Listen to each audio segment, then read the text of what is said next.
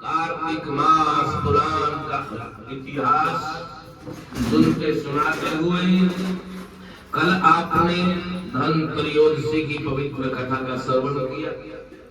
आज जो आप कथा सुनेंगे उसको कहते हैं शुभ दीपावली। नारद जी सुना रहे, राजा पृथु सुन रहे, उधर से ब्रह्मा जी सुना रहे हैं और नारद जी सुन रहे हैं। अनेक जगह ये पावन पवित्र कथा चली थी। ब्रह्मा जी के मुखारबंद सुन करके देव ऋषि नारद जी आकर के लोक मंडल में सुनाते थे राजा पृथु को। और राजा पृथु प्रजा को आगे बढ़ोतरी, क्योंकि कहते हैं श्रोतागणों, जो ज्ञान होता है ना उसको छिपाना नहीं चाहिए।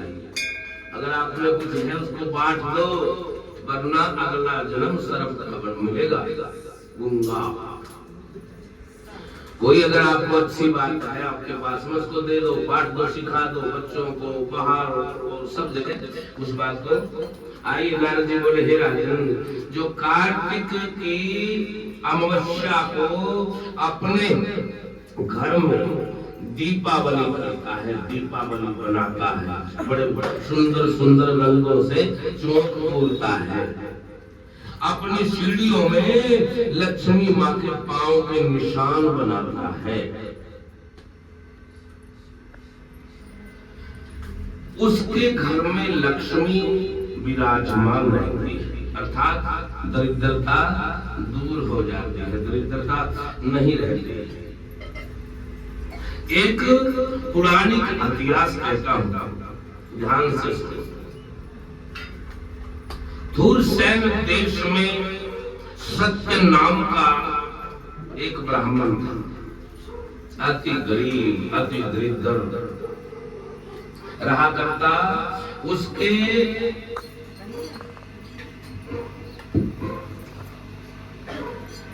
मैं सोचूं दिखना शुरू हो जाए ऐसे नहीं होगा ना,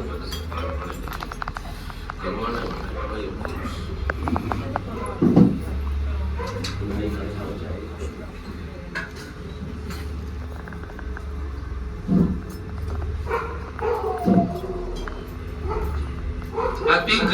अति दरिद्र रहा।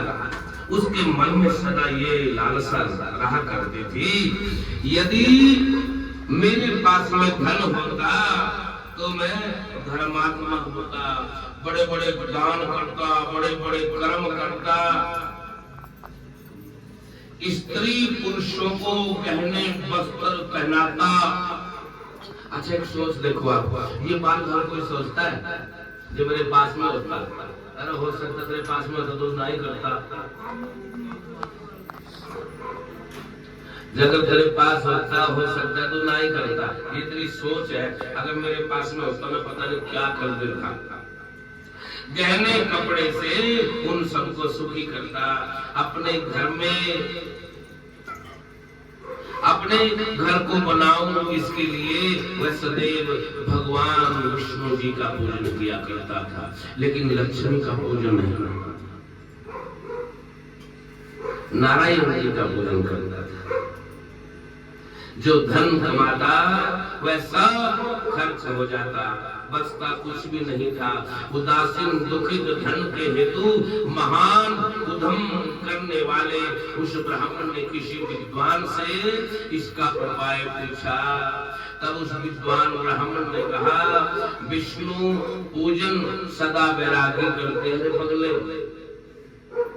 जो वैरागी होते हैं ना, वो भगवान विष्णु जी का पूजन करते हैं। साधु और निर्धन लोग करते हैं धन के लिए भगवान शिव जी की आराधना।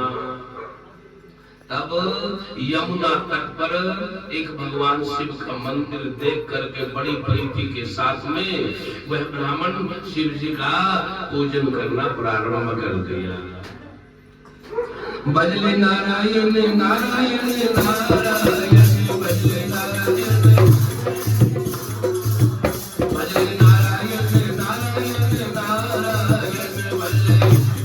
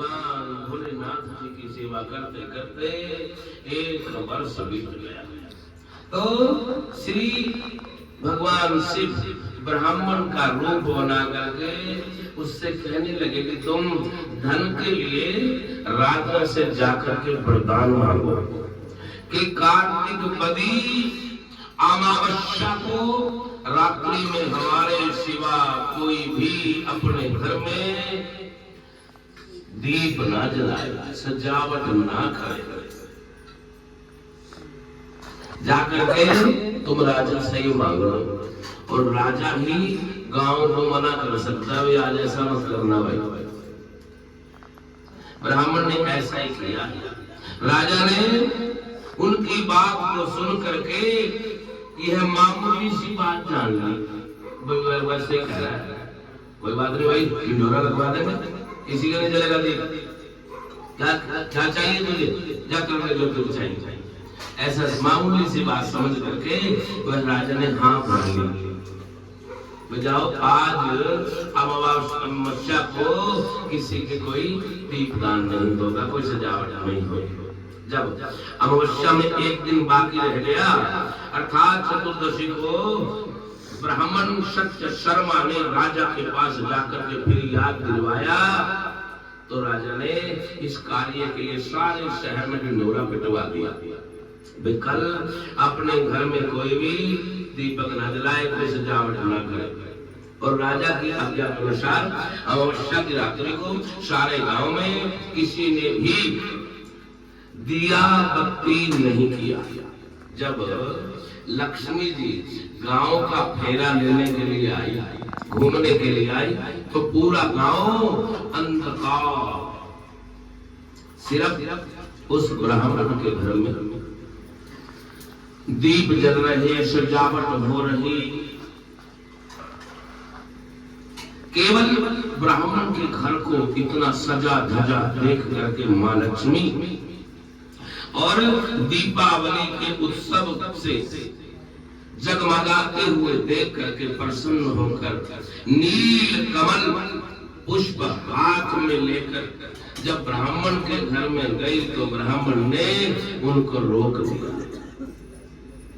और कहा, भद्रे तुम्हारा पति अति कठोर है, मैंने इतनी तपस्या की, इतनी भक्ति की, एक दिन भी मेरे से मुलाकात नहीं हुई, और तुम अति चंचल हो। क्यों? कभी आ गई और कभी चली गई,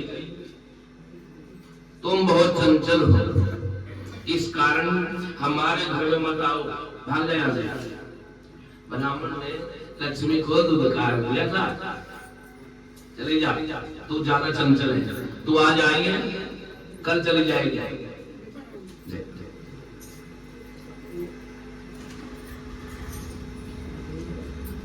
अब लक्ष्मी जी कहने लगे कि भगवान के शयन करने के समय तुम्हारे घर में आई हूं, अतः निश्चय तुम्हारे घर में वास करूंगा। ब्राह्मण देवता मान जा। तो ब्राह्मण कहने लगा कि यदि इस बात की शपथ करो कि तुम 3 वंश पर्यटन हमारे घर में वास करोगे और हमको मद से अंधा नहीं करोगे। हे लक्ष्मी, जब तुम स्थायी रूप से किसी घर में भरना शुरू हो जाते हो ना, तो इंसान मद के समय अंधा हो जाता है। अगर मेरे को अंधा ना करो, मुझे अभिमान ना दो, तो मेरे घर में आप रह सकते हो। हमारे घर में रह सकते। तब लक्ष्मी जी ने कहा, यदि तुम विधि से मेरा पूजन करोगे तो मैं निश्चय रूप से तुम्हारे घर वास करूंगा। तब ब्राह्मण बोला कि किस विधि से आपका पूजन करना चाहिए माँ, ये भी बता दीजिए। लक्ष्मी जी कहने लगी कि कार्तिक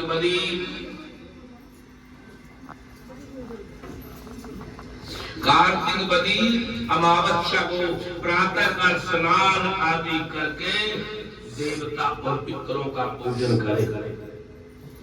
दिन के तीसरे भाग में श्राद्ध करे। अनेक प्रकार के भोजनों से ब्राह्मणों को भोजन करवावे और फिर प्रदोष समय में दीप मालिका करे। अपने घर में तुलसी के स्थान में, ब्राह्मण के घर में, देव देवताओं के मंदिर में, शमशान और चौक में, गौशाला में, या सब जगह जाकर के दीपक जलाए।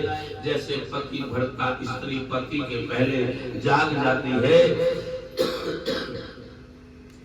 अच्छा देखो, अतियासन तो बहुत कुछ सुनाया और हमारे बेचारी देवियां वैसे 11 बजे उठाए, 11 बजे 10:30 एक कार्य से मेरे से ना किसी ने बात करने को 1 बजे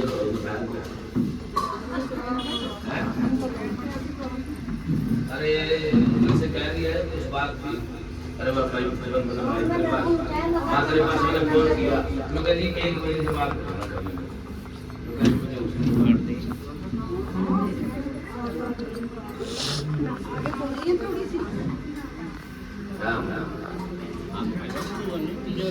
इसी प्रकार से पहले जाग जाती है। वैसे भी भगवान के जगाने से 12 रोज पहले लक्ष्मी जागती है।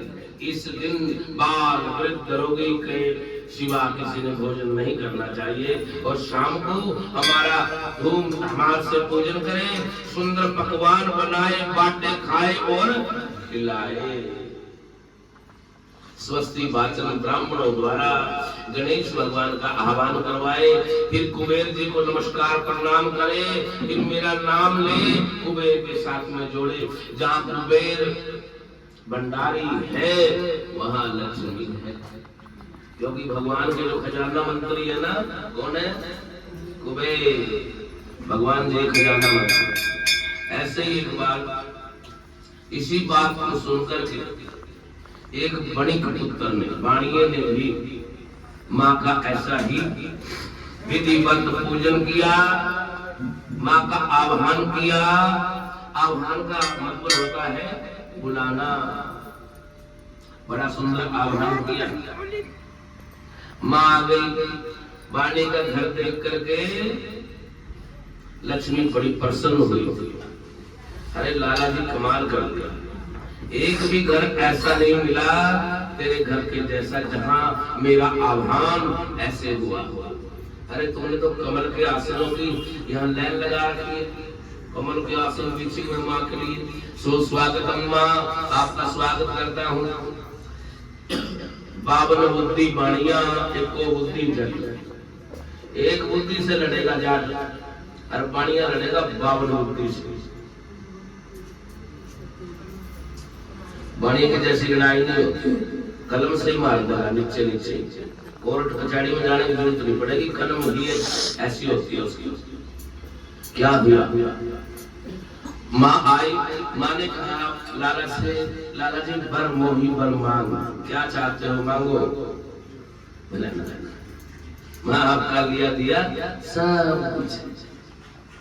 अरे नहीं लाला, ऐसा नहीं हो सकता, मैं कहीं जाऊं और कुछ दे के न आऊं। मांग लो। किस इच्छा से मेरा आह्वान किया है? माँ रहने दे, बहुत था, कुछ नहीं, कुछ नहीं था। जब किसी कुछ नहीं होता ना, वही मांगता है। जिसके पहले भरे पड़े हैं वो क्या मांगेगा?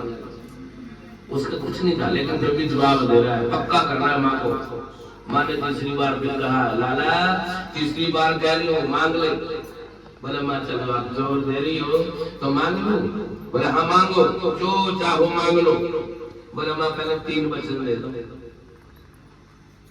3 वचन दे दो। जा भाई दे दिए 3 वचन दे दिए। माँ जब तक मैं नहीं लौट करके आऊं तब तक मेरे घर से गई हो ना। बोला बोले जा तथास्तु। 10 कदम बाहर निकल करके लाला के घर के आगे कुआं था, कुएं में जाके छाल मारी, मर गया। लाला आया नहीं, लक्ष्मी गई। इसीलिए बाणियों के घर इसका इतना प्रताप है। कुएं में कूद गया लेकिन अपनी प्रणालियों को बसा दिया। आज आजमाइश कर लो, आप पंचमेवा की रेडी लगा लो, यहाँ हर एक साइड में बाणियों में लगा दो बैंगनों की, जो उसके सारे बैंगन ना बिक जाए, अब तेरा मेवा रह जाएगा। वरदान है ये, और वरदानों से ही सृष्टि चल रही है। ये वरदानों के बिना सृष्टि पर कुछ नहीं है। भजले प्राणी हरे हरे, वो माया से परे परे। भजले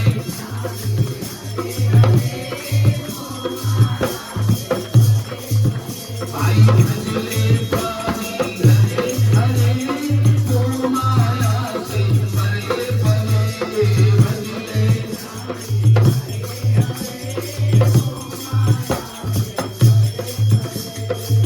जिसने तुझको देख बनाया, जिसने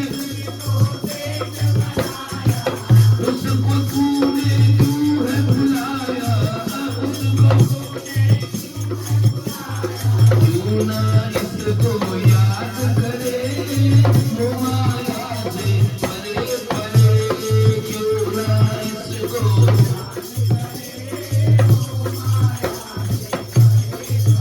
भाई भजले प्राणी हरे हरे, वो माया से परे परे।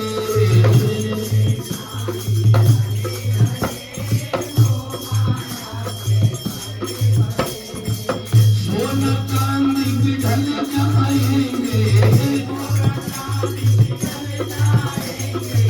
महल हवेली बिगड़ जाएंगे, तेरे नोट वगैरह बिगड़ जाएंगे।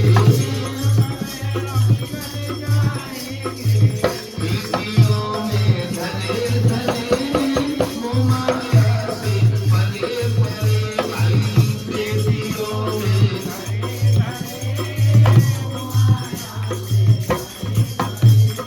भजले प्राणी हरे हरे, वो माया से परे परे। भजले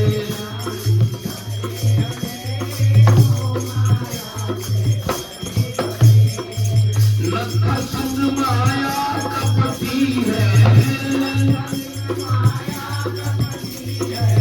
नागिन बन तुझसे लपटी है। तुझे दस जाएगी हरे हरे, वो माया से परे परे। दस जाएगी परे।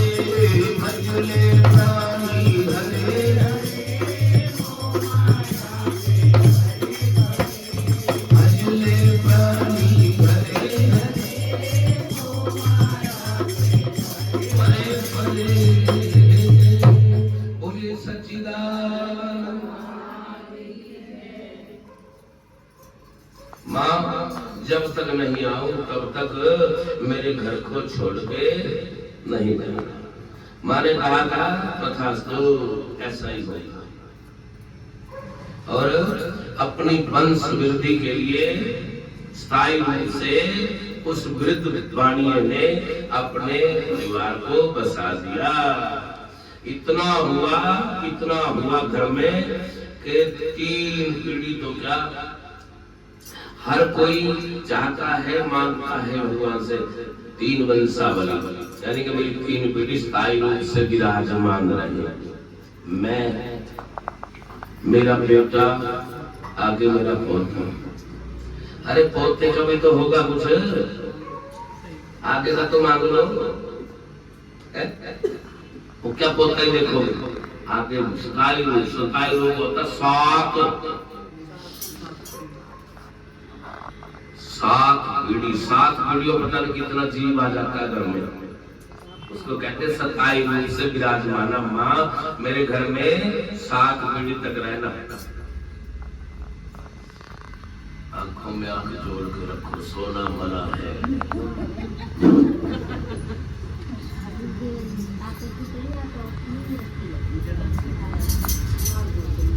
कैसा स्वरूप है लक्ष्मी जी का। कमल के आसन पर स्थित, कमल के पुष्पों के समान नेत्र वाली, गंभीर नाभि वाली, शतर के भार से नरम सुंदर वस्त्र पहने हुए, देवताओं के हाथों से मणि युक्त, हाथियों से अपना पूजन करवाती हुई। देखा हाथियों से, हाथी के सुन में सोने के मटके हैं और माँ के चरणों में वो चढ़ा रहे हैं, पूजन करते हैं। मणि युक्त घड़ों से स्नान युक्त, कमल पुष्प हाथ में लिए हुए ऐसी लक्ष्मी सदा हमारे घर में निवास कर। पहले श्री लक्ष्मी जी को आसन दे, फिर पाद्य, अर्घ, आचमन, स्नान, वस्त्र, दीप, गंध, अक्षत, पुष्प, धूप, दीप, नैवेद्य, जल, तांबुल, सुपारी, इन सब चीजों से माँ का पूजन करके माँ को नमस्कार करना चाहिए और प्रार्थना करे। फिर दीपावली करे, रात्रि भगवान के कीर्तन में बिता दे। इस प्रकार कुबेर और लक्ष्मी का पूजन करके फिर ब्राह्मणों को दान दक्षिणा देना चाहिए। सुनाई मैंने पहले भी ये दान दक्षिणा वाली कई साल की बात हो गई। मैं लाजपत नगर में पूजन करवाने लगा दीपावली का। दीपावली का पूजन करवा दिया, परात नोटों से भर के क्यों रखते हैं बड़ी, जो जैसे हम गुल्लक करवाने जाएंगे ना तो वो तो पहले गुल्लक खोल देंगे। हमारे जैसे काम नहीं उनके अलग पूजन है। गुल्लक खोल देंगे, पंडित जी यहाँ भी कर दो, यहाँ भी कर दो, यहाँ भी कर दो। परात भरी रखी, मैं सबका पूजा भाई मैं इतना ना दूर रखा है यार, आगे भी जाना है। तो चलते चलते उसने कहा पंडित जी जरा सा इस कमरे में 2 छिट्टे मार। बिल्कुल सेंटर मार्केट के रोड की बात है। अब तो 4-5 मंदिर का शोरूम बन गया। पहले उनका घर था, विदेश चले गए। महला में जल्दी खोल भाई, क्या है भाई, माता क्लीन करना। ये जो ये छोटे पक्खे है ना, ये पक्खे चल रहे नोटों पर उल्ली लग रही, सफेद हो रहे सारे, उल्ली लग रही, उल्ली हुई और पक्खे चल रहे। बाबा इसकी हमें चट्टा मार दो, कसम मेरे वहां ये तो खराब कर दी मैंने। तो वहां खड़ा करके फिर से उन्होंने कहा पंडित जी मखा दो, जो लेना लेना। भाई मतलब मेरी बात सुन के आ रहे, वो पंडित ना ही वो पंडित ना भाई, वो तो मतलब खान लगा ले लो, जो देना हो ना वहां से दे, उस बारात से। ये उल्ली लगे मैं क्यों लूं, मैं उन्हें जाटता फिर वहां से दे 5000 की उसने मेरे को दे। कहता है जो लेना हो ले लो। नहीं उस टाइम में माँ बहुत 5000 कम से कम 22 साल की बात है। हाँ ये अपने मंदिर में आया बहुत 5000 रुपया बहुत बड़ी बात। क्या हुआ? हाँ सब रोड पे जुड़वा दिया।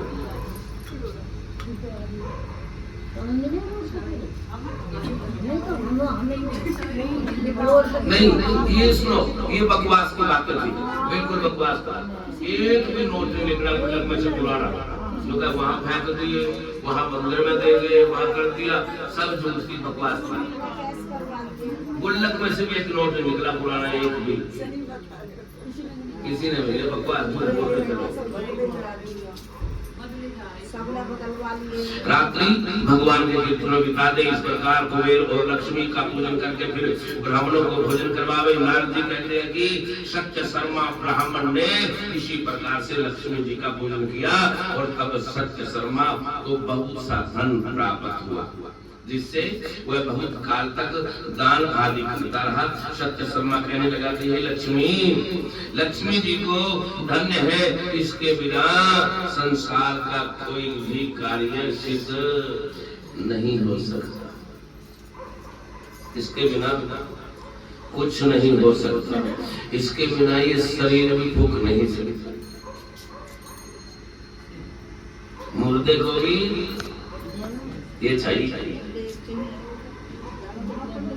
लक्ष्मी के बिना संसार में कुछ नहीं हो सकता। बिलकत होकर के सत्य शर्मा बड़े बड़े यज्ञ करके संसार में बिलकत होकर के मथुरा में चला गया और फिर वहीं समाधि स्थित होकर के विष्णु लोक को प्राप्त हुआ।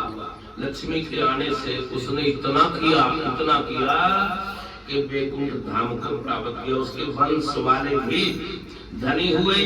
सो यह दीपावली का जो महात्म आप सुन रहे हैं, इसी के अनुसार अपने घर में आज दीपमालाएं करना, अनेक दिए जलाना। अगर आप 2 मंजिल 3 मंजिल में भी रह रहे हैं तो वहां से लेकर के नीचे तक पौड़ियों में दीप होना चाहिए। ऐसा होता है। मोमबत्तियां लगाओ, ये करो वो करो। सबसे बड़ा महत्व है आज तेल के दिए का। तेल का दिया लड़ियों का नहीं है, लड़ी तो एक शोभा है, ये हमें उजाला दे रही है, लेकिन जो महत्व है वो है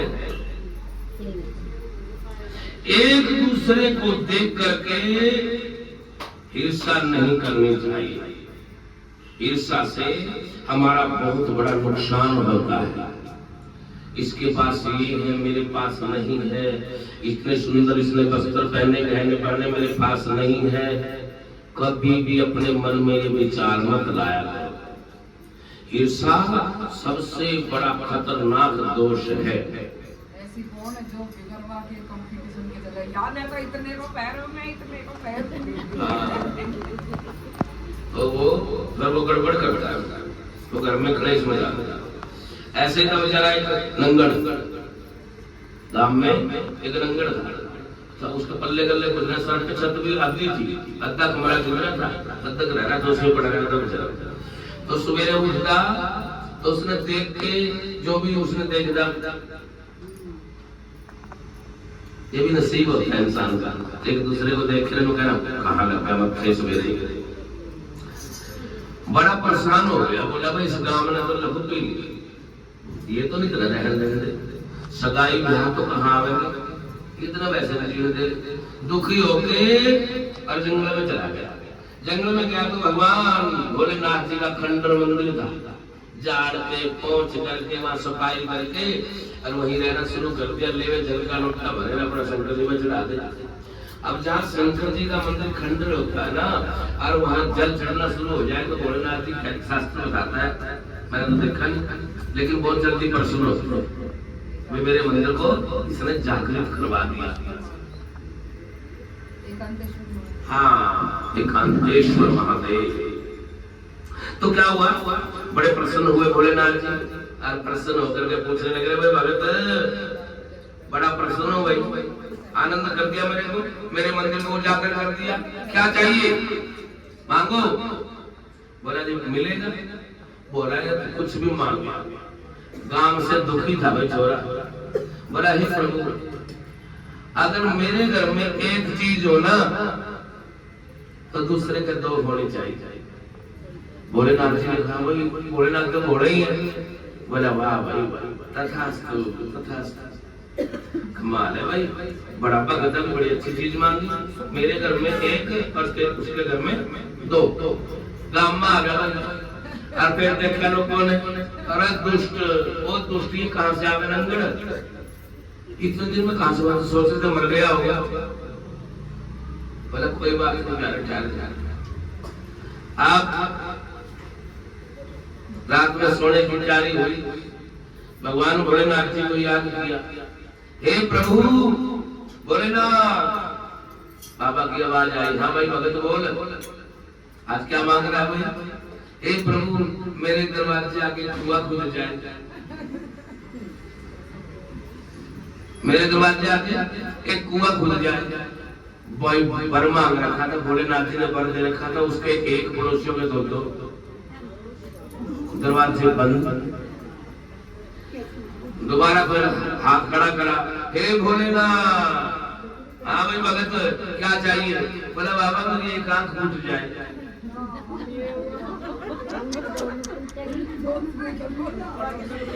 मेरी एक आंख फूट जाए बाबा, अब उसकी एक मुट्ठी सब्जी दो दो। अब जो भी सवेरे उठे और बाहर घूमने जाया करो, ये तो चेनी भाई में देख हुए में, जो भी उठे देख हुए में। अब वो एक आंख खोल कर उनकी तरफ देख कर, हाँ भाई प्यारे सुनाओ क्या हाल है? अरे भाई उनको छुटवा दे। ना ना ना, तो खट दर्शन हूँ, मेरे दर्शन भी मारे, मैं तुम्हें बुरा लगूंगा। तो हिंसा जो है ना, इंसान को कहीं ना कहीं ऐसे मोड़ दे देती है कि इंसान करने पे मजबूर हो जाता है। श्रीमन नारायण नारायण नारायण।